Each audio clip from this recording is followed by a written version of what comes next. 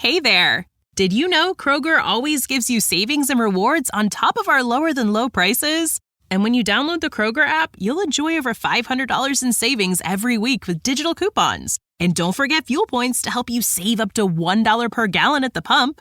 Want to save even more? With a Boost membership, you'll get double fuel points and free delivery. So shop and save big at Kroger today.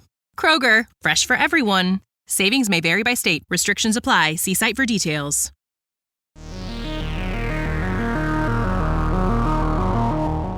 Hello and welcome to Wanna Hear Something Weird, a podcast about all kinds of weird, wonderful, wacky stuff. When we hear about something weird, we love telling each other about it. And we thought, hey, why not tell other people? Why not tell strangers about it too? Why just limit just two of us? I'm Tom, one of your hosts. And I'm Laura. Laura, want to hear something weird? I absolutely do. I was going to say, would you like to hear something weird? But that would be not on Incorrect. brand.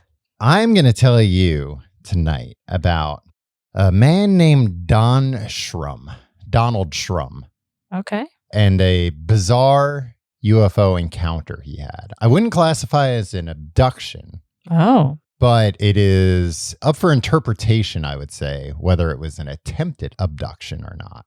Well, that's an interesting way of phrasing it, and I am intrigued. Yeah. This is a weird one. Well, that is the name of the show. Yeah. But this, I'm trying to think of other cases like this where just like extreme, you hear alien abduction stories, right? You hear about the people who wake up in the middle of the night, they're paralyzed, they can't move, and they see figures in the corner of their eyes and perhaps even in the corner of their bedrooms. Little gray aliens with the big eyes, with the big almond-shaped eyes, and they take them on their ship and they experiment on them and stuff. And then they put them back, and sometimes those people have like markings or whatever. Now, this is real, or is it in movies? I'm saying like real and in movies. You hear about that. And what I was going to say. Some people might hear about that, but I think a lot of us have not. Well, but I think that's like the normal abduction story, right? Yes. That little gray aliens come in at night, take somebody, they're powerless against them. And that's it. So yes. If you met somebody and they told you that's what happened to them, you'd say, okay, I believe you because I hear about that happening literally all the time. Every person I run into. But this is a unique one. This is one I haven't heard about anybody having this kind of encounter before. So this happened 1964 in Tahoe National Forest, which is in Northern California. A real hot spot for weird stuff. Oh, is it? Is that where? Northern California in general. Yeah. Just like I guess maybe because there's a lot of nature out there. Maybe. Or vortexes. Maybe. Portals to other dimensions. So Donald Shrum is out there. Oh, I should probably mention up front too. This story had been around pretty much since it happened, I think.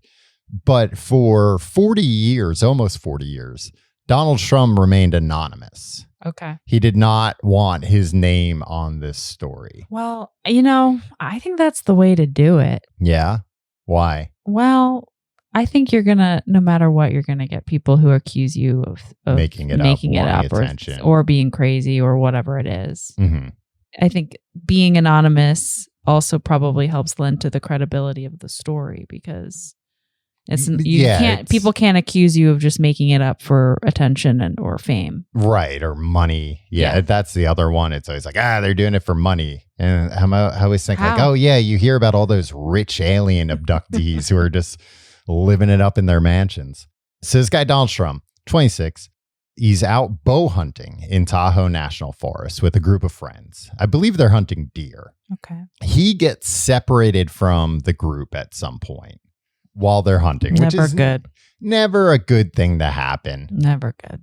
Okay, so Don gets separated from his friends, not by his friends. I don't know. Maybe they didn't like the guy and they were like, hey, let's leave him in the Tahoe National Forest for the night to teach him a lesson. I hope not. He gets separated. What would you do if you were separated in the middle of the night in the Tahoe National Forest and night was coming fast? I would have a panic attack. Uh-huh. Probably freeze and freak out. Okay. I don't know what time of year it was. I don't even honestly want to be with someone else when it's nightfall in a forest. Oh, okay. You've been in the forest with me at nightfall. Like, that's camping. And I've noticed that you're very uncomfortable. Very uncomfortable, You're very wary of me. Well, so what Donald decided, I guess freezing wasn't a big problem, although I think like bow hunting deer season is fallish, I want to say. Maybe late not summer. The right person to ask. Ultimately, it doesn't matter. But that wasn't his concern. His concern was if I sleep on the forest floor, some freaking mountain lion's going to come and eat me in the middle of the night, which is also a valid concern. Snakes, bears. Yeah. Well, there aren't too many like anacondas in the Tahoe National Forest. There's always a chance. But yeah, I assume there are black bears. So I would assume like, you don't want to mess with black bears either. So he decides the way to prevent this is to go climb a tree and sleep up in a tree. Although, I mean, mountain lions go in trees, so I don't know if that's a foolproof plan. But it is smarter than sleeping on the floor. Well, ground, I would think. It worked out for him because of the stuff that started happening next. He notices, once he's up in the tree, a light zigzagging towards him. And his first thought is, oh, great. My friends told the rangers or wherever I'm missing, and they sent out a helicopter to come find me. Fantastic. It was not a helicopter. It was a cigar-shaped UFO. You know, it says he said a 14-story building. I don't know if that's like long ways or tall because it's tic-tac shaped or cigar shaped. So I assume 14 stories long. I would imagine 14 stories tall, and then then that would be what, like 80 stories long. So right, but pretty big. But that's very big. You know, that's the size of a small, not a skyscraper, I guess, but like a tall definitely building. a high rise. Yeah, a high rise. Yeah. So it stops and it hovers about 50 feet away from him. It's not making any noise or anything. He realizes, this probably isn't my friends. They probably didn't send these guys to come get me. A second UFO detaches from the main one, kind of like a scout ship. And then that goes and lands on the forest floor. Not too far from the tree, mind you. Tom, I'm spooked.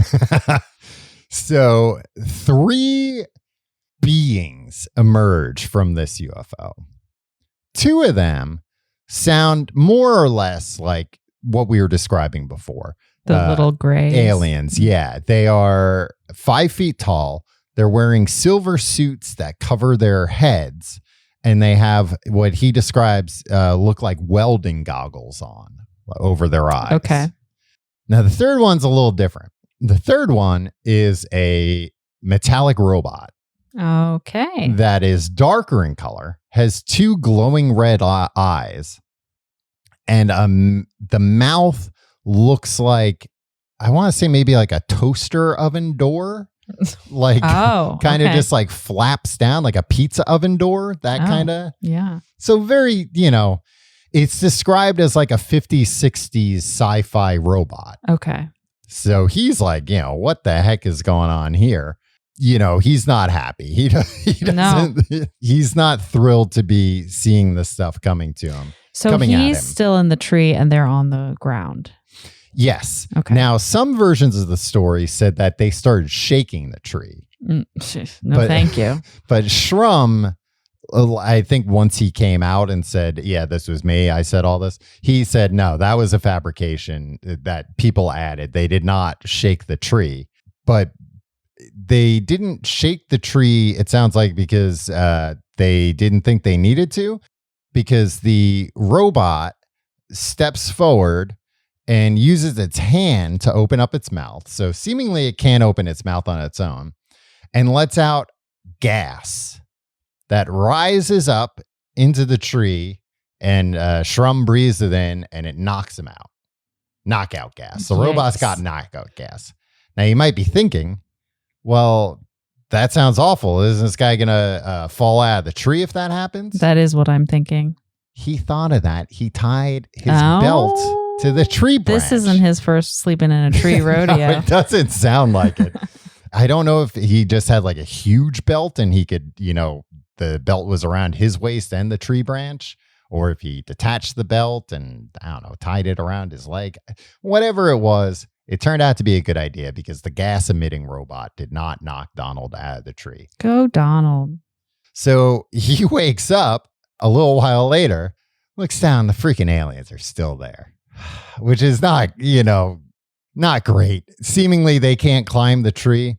So now he starts thinking like, what can I do? What do I have? But I believe he also said that he's like, I didn't really want to like hurt these creatures. I didn't know what their intentions were. Like I didn't want to, kill them. Not until I guess they start attacking. Right. He would be happy if they just left. Well, they just I think we all would. Yes. Yeah. So he starts lighting things in his pockets, his hunting license and dollar bills. He lights them and like throws them down at the aliens to try and like firebomb them. They're not really too worried about that, which makes sense. A little slip of paper on fire. Yeah, a little slip of paper. Come on. It was a good try. But then apparently Don Shrum was the kind of guy that liked to wear a lot of hair product. So he takes his greasy hat off. Of course, it's the 60s. Yeah, lights that. It goes like, whoo, immediately lights up like a torch, throws that at them. That does get them to back off a little bit. But, once the danger's gone, they come right back once the hat doesn't hit them. So at this point, he realizes, oh, wait a minute. I have a 60-pound compound hunting bow. Why don't I try shooting him with a bow and arrow? So he shoots the robot with the bow and the arrow just goes like ding off of it. You're kidding. No. So he knows now. So it, like kind of bounces off of it. Yeah. I think he might have even like seen a little spark. So he knows like, oh, that thing is metal. Wow. I hit it with a metal tipped arrow and it just kind of glanced off of it. At this point, they gas him again. No. Is he still tied up? He's still tied up. I don't think he was stupid enough to untie himself. But they gas him again, which makes sense. He's a danger to everyone. Wakes up. I guess this is like very short-term gas. He wakes up and now they are trying to climb up the tree. The two little alien guys. Oh, this is a nightmare. So he doesn't like that. So now he's like trying to hit him with branches. He has an old army canteen. He has, his wallet, coins. He's anything he can get his hands on. He's throwing at them to try and get them to go away. So they, of course, don't like this. So they go ahead and they gas him again. This is now the third time he's gotten gassed. It kind of strikes me as like he's swatting at him. He's throwing stuff at him to try and get them to go away. They keep gassing him because he's trying to hurt them. It's like everybody should just go about their day, Yeah. I think Don would have been happy with that too. Of course. Yeah. So they gas him again. Then he wakes up. We just wanted to take a second to thank you for listening. Want to Hear Something Weird is a new podcast, and we're trying to get the word out about the show and reach listeners who like good stories about weird stuff. If you're enjoying the show, we'd love if you could subscribe and take a moment to give us a rating on Apple Podcasts or Spotify. 5-star ratings really help to surface our show to new listeners. And if you really want to help the podcast, writing up a little review with that rating goes a very long way. That would be amazing. Thank you. We're also super excited to hear from our listeners. You can tweet at us at wannahearpod or follow us on Instagram at wannahearpod. But really, we'd love any feedback, comments, or suggestions you want to email our way. We're at wannahearpod@gmail.com. If you want to email an audio note, we just might play your voice on an upcoming episode. Okay, so Don's been gassed for the third time. He wakes up. Thank the gods of the forest. The aliens are gone. Oh. They're not there anymore. Okay. That's a nice thing to wake up to. Yeah. So that's why I say this is perhaps an attempted abduction. Mm-hmm. Maybe unsuccessful. Not. Maybe they were just trying to reach him about his car's extended warranty expiring. Could be. You hear that a lot with aliens. Yeah. He climbs back down from the tree and actually like pretty quickly finds his friends. It's morning now, by the way. Oh, so that was like an extended gassing. Yeah. I don't know if he didn't have a watch or maybe it just wasn't in the stuff I was reviewing, but I'm not sure exactly how much time was passing. I mean, I assume he went up in the tree pretty, out in the woods. Dark. When it gets dark, it can get dark fast. Right. And pretty early. So it might have been, 6 or 7 o'clock at night. He's up in the tree. This starts happening pretty soon after. And it happens more or less all night until the next morning. So now what's interesting is he reunites with his friends. His one friend, Vincent Alvarez, saw the UFO. Whoa, the same 14-story. Yeah. He did not see the aliens. Okay. But he did see the UFO at one point because remember, it was glowing and they were out in the woods looking for him. So that adds some credibility to the story that there is another witness that said, yeah, I did see. He's like, I can't speak to the, oven mouth robot and all that, but I saw that UFO. And then, like I said, he kept it a secret for 40 years and he revealed it in April 2000. Well, he didn't keep it a secret, right? He kept him a secret. Himself. Yes. His identity is He kept his identity a secret. He revealed it in April 2007 in an interview. But then in 2011, he put out a book that I think 2 other people helped him write. I read a little bit of it called Aliens in the Forest, the Cisco Grove UFO Encounter. Now, this isn't the end of weird stuff happening to old Shrum. His son, I'm not sure if Don Shrum is still with us. I don't think so. But his son was born 2 years after this all happened. Okay. So when Don was about 28. Now, his son has gone on the record as saying, yeah, this was known stuff in our family. Okay. But we were, sworn to secrecy by our parents that this was not something to ever be discussed outside of the immediate family. Okay. And now the reason why it was kind of known within the family is that Don had awful recurring nightmares and PTSD and flashbacks. And his son said, he would often wake up screaming. Oh my gosh. And he would see, his dad after he woke up just uncontrollably sobbing, just crying about, what happened in his dream or in his flashback. Now, according to them, they were interviewed. Donald and his wife were interviewed by 2 stiff Air Force officers that came to the house at some point. And stiff, just kind of. Oh, like their present, their personalities. Their personalities, very, very by the book, I guess. I see. Stiff. And twice were interviewed by Men in Black. Oh. So I don't know how they identified themselves, but one time they took Don and Judy to a abandoned house and interrogated them.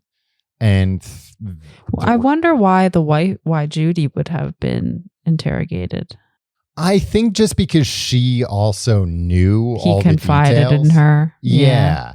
And it sounds like basically the Air Force and the Men in Black were telling them, just shut up. Just stop talking about this. I guess they knew that he had talked to reporters, even though he was anonymous. They knew who he was. They just told him the standard, like, it'd be a real shame if an accident happened. So you should probably stop talking about this and never talk about what happened to you again. Do you want to explain what Men in Black is for anyone who may not be familiar with the idea? Tommy Lee Jones, Will Smith. I know you would think, boy, that's an oddball couple. Mm-hmm.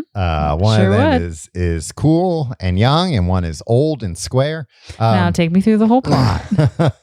The Men in Black Nobody's 100% sure what exactly they are because stories differ, but they usually are in pairs. They show up after UFO encounters, alien encounters. They will often claim to work for the government. Mm-hmm. And now in some recountings, and some people say this is like a, above top secret government organization. This is not the FBI or the CIA or the NSA. They don't even have a designation, and their job is to investigate this stuff and keep people quiet. Now, there are other people that think these men in black are somehow aliens that have this, because there are a lot of stories of them looking extremely strange, kind of having like waxy skin and it looking like they have makeup on. So like badly done, just like, oh, that looks like a corpse. Put some rouge on them to make them look natural. And like robotic movements and odd phrasing, all that kind of stuff. And then some people think they're robots. They think they're some kind of like androids potentially sent out by the aliens. The aliens are like, well, we can't show up. Look at what happened when we showed up at the bottom of this guy's tree. Right. How he reacted. If we show up at the door and we were like, hey, don't tell anybody about this, they would be upset. So we'll make these what we think are incredibly lifelike robots, and we'll send them to tell them to shut up. Right. No word from my research what category these guys fell in. Okay. But they were strange. Now, I think this is the last strange bit of stuff here, is that a team from that seems like it was the Air Force went to the site of all this. And this was after this happened, had after Don had gone home. Mm-hmm. They went to the site and took everything. Everything Don had thrown down was missing. Mm. And by the base of the tree, there were rake marks. So they had literally raked the ground, the soil and stuff. They raked the soil to make sure they weren't missing any potential evidence or clues or anything like that. Who is saying that? The son is saying that. He knows about this? Yeah, I forget I remember reading about this a while ago. It wasn't in my research this week, but why they thought, I know that they went back to the site and they saw the rake marks and everything was gone. So they were like, okay. Oh shit, somebody came here. Right. I believe there are other witnesses that claim that they saw like the Air Force like coming in there, in trucks and stuff. So that's where they put 2 and 2 together. So yeah, that's the rest of his life was hell. just having these recurring nightmares about what happened. Now, there is a lot of weird, there's a lot of evidence, or not evidence, I guess, but theories that, hey, I know what happened. This guy was scared out of his mind, alone up in a tree at night. Maybe a bear did come at some point and tried attacking him. Mm-hmm. And this is like his, dazed, half asleep, half awake nightmare of having to like fight off some animal trying to come up in the tree. Right. Which I remember one time when I went camping, I think I'd forgotten a sleeping bag like a moron. Wow. And a friend of mine said, oh, I have an extra sleeping bag. What he didn't tell me was he had an extra sleeping bag because the sleeping bag he had was like a factory defect. Okay. And it had 2 openings. An opening at the top and an opening at the bottom. So that's not very warm. No, it's not very warm at all. And I just remember freezing all night and constantly having nightmares that bears were coming into my tent. It was like maybe the worst night of sleep I've ever had. Yeah. So I can kind of see if you're in this stressful situation, maybe he was exhausted. Like you could have weird stuff like that happen. I think also you had, when you were describing the robot, had mentioned that it was almost like a 1960s sci-fi robot. And that makes me think, okay, so when he's describing it, he's thinking of something he's seen on TV or in the movies. Well, and apparently at the time, there was a brand of chocolate syrup called Clanky that came in a robot-shaped bottle. A dark brown bottle, was similar in color to what he described. And you look at this picture of Clanky. First off, it looks delicious. I wish they Sounds still like made something Clanky. you would enjoy, yes. But it looks like what he's describing. It looks like a 1960s sci-fi robot. Did it have a toaster oven and or a pizza oven? No, mouth? It had like a pretty like human-like face, actually. Like kind of a face in a helmet. Okay. But the evidence against this being a dream, the evidence of this being a real experience, 3 things basically. 1, this guy had decades of PTSD from this. Right. If he had a bad, like I said, that dream I had about bears attacking me was awful. I have not had recurring nightmares about it the rest of my life. This guy had. What? I've heard you yell at night. Yeah, you're bears. Bear, get out of here. So that lends credibility to it wasn't just a bad dream. This guy had a genuinely traumatic experience. The government involvement, including the Air Force coming to talk to him, the Air Force perhaps sweeping the site and taking everything. And then also the fact that his friend Alvarez saw a UFO the same night. Right. So those 3 things together make it a little more believable. And now the thing about the robot looking like a 60s robot is that there are a lot of people, and I think the prominent person that talks about this is Jacques Vallée, who's one of the most famous UFO researchers. He's been, I think he's like in his 80s or 90s now, but still out there, still doing the work. And he wrote this book in 1969, Passport to Mangonia, where he talks a lot about like mythology and stuff. And not only the idea that if somebody 1,000 years ago saw a UFO, they would think it was a god or something like that rather than an alien from another planet. He kind of puts forward the idea of the phenomenon, that all this stuff having something to do with our consciousness and basically looking like we expect it to look, or looking like it wants you to perceive it. Maybe so people write you off, because if you go, yeah, some toaster oven mouth robot did this, they'd be like, yeah, right.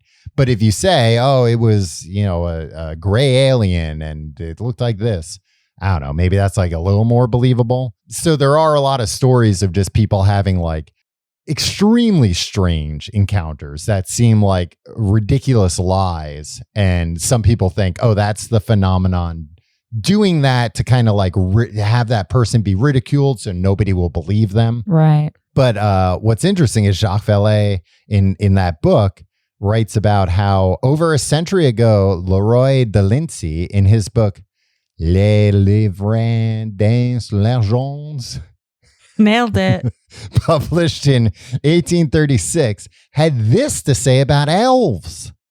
Okay. If a mortal being dares come near them, they open their mouth and, struck by the breath which escapes from it, the imprudent fellow dies poisoned.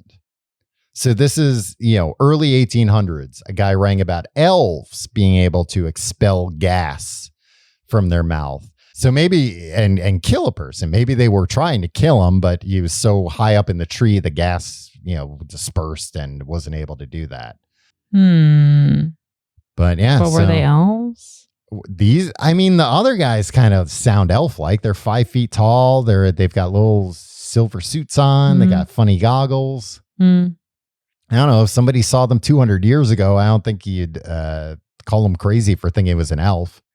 You wouldn't say, no, you idiot, that's an alien with little goggles on. I mean, you do think about sometimes breathing some other person's breath. Sometimes you do want to die. So this is a plausible theory in my book.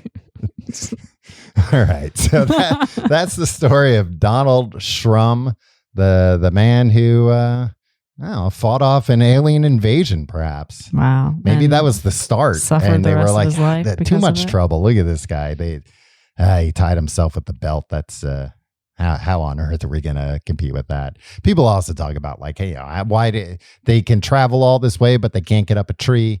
And again, it's like one of those weird, things that doesn't necessarily make sense, but we just don't know about what the hell this thing was, right? If it existed. Real interesting one. Thank you. Real weird one. I made it up completely. Oh, well, it's fantastic. I didn't make it up completely. Like I said, you can learn more in Donald Shrum's book, which is called, it's not Donald Shrum's book, but it's like the official recounting, Aliens in the Forest, the Cisco Grove UFO Encounter. Very interesting. All right. Well, that's our story for this week. If you want to find out more about the show, you can follow us on social media at wannahearpod. If you have a spooky story, you can email us. wannahearpod@gmail.com. wannahearpod@gmail.com. Nice and short. Maybe give us a little 5-star review. Yeah, on Apple Podcasts or Spotify. And if you feel inclined to write a little something that really helps out a fresh, brass young podcast like the one you're listening to, we'd really appreciate it. Did I say brass? I meant you brash. Sure did. All right. We'll see you next week.